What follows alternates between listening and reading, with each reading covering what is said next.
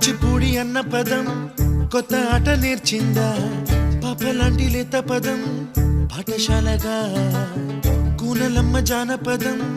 పల్లె దాటి వచ్చిందా చవళిల జానతనం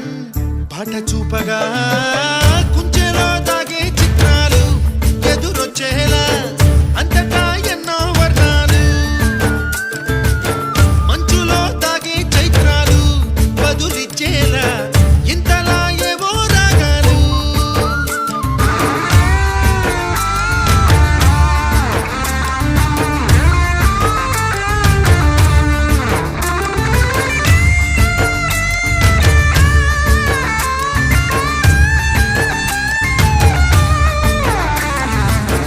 ఆకతాయి సందడిగా